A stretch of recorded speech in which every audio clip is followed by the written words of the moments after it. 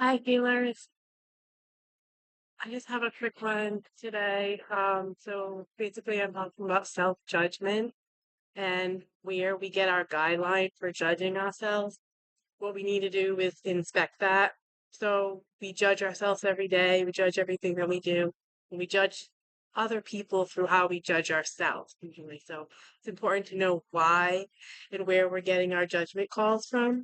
And so a lot of us might use something that we've always done or beliefs that our family or the other traditions of our family or our community might follow, and we might use those as judgment guidelines, but basically we just need to get back into why we judge ourselves, notice when we're judging ourselves, because we can't move forward in our healing if we don't understand our own judgment calls and how we judge other people. Usually it'll show us how we're judging ourselves without even realizing it. If we're judging particularly our children or our neighbors, we're judging them. Let's just say we put our trash out at the same time every day or every other day or whatever, but our neighbor's so sporadic when they put their trash out.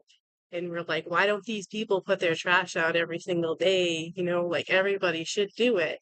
But there really isn't a guideline to putting the trash out unless that's something that's orchestrated by the town or the landlord or something. But we are just going to judge our neighbor because we're like, this neighbor doesn't get their trash out, when they should be getting their trash out. Why don't they get it out the way I get my trash out?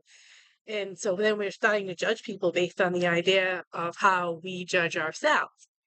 But we're not even really sure why we came to that judgment. It's for ourselves. We don't get our trash out. We're like lacking in some way.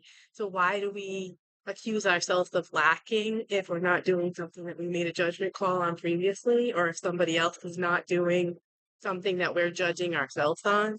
So what we really need to do is just self-evaluate, figure out where we're getting our judgment calls from, finding out what judgment calls we're using that are effective, and then working through ones that aren't effective because they're actually affecting our relationships negatively, which can cause us to be toxic and act out in toxic ways. And we don't want to do that. So we want to evaluate our own judgment calls so that we can be better, make better judgment on other people, which brings me to the second point, which is it isn't our job to judge other people and decide when is a good time for them to put their trash out. And a lot of times we end up holding a lot of bitterness or judgment toward people because we're basing our judgment over them. That isn't our responsibility. Not our responsibility to judge other people. The scriptures actually say that judge not unless you be judged. So we shouldn't be judging people past what we would judge ourselves on. We also shouldn't judge people in general, but we should be leaving the judgment calls to God. And so if we leave the judgment calls to God and to people making their own judgment calls and being responsible for their own decisions, then we can make better decisions ourselves without having, unknown bitterness toward people. We don't even realize we're judging people sometimes. We're so busy judging ourselves and holding on to these judgment calls that we created that we're not even sure where we created them from.